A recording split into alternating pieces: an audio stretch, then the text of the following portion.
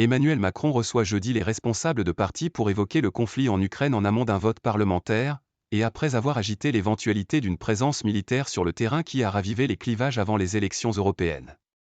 Je pense que ça clarifiera les positions, a dit le chef de l'État à quelques journalistes mardi en marge d'un déplacement à Prague.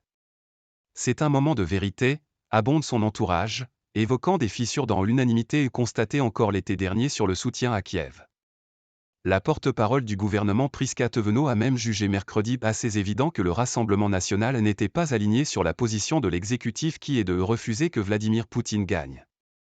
En déplacement à La Haye, le Premier ministre Gabriel Attal a lui aussi accusé le RN de soutenir davantage la Russie que l'Ukraine. L'exécutif replace ainsi la guerre au cœur du débat politique, et donc de la campagne en vue du scrutin de juin.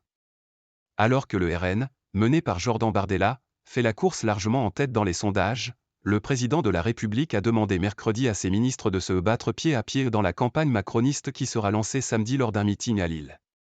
Ne laissez pas entrer les nationalistes. Ils étaient déjà la guerre.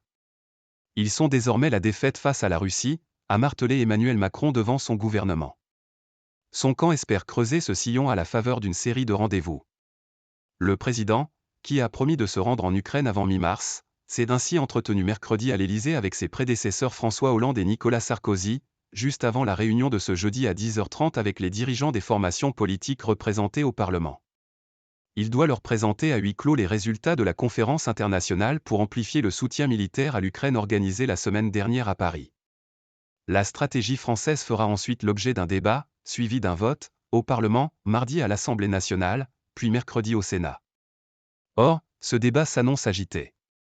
Non pas tant au sujet de l'accord bilatéral de sécurité signé mi-février par Emmanuel Macron avec son homologue ukrainien Volodymyr Zelensky, sur lequel porte formellement le vote, mais en raison des récentes déclarations présidentielles.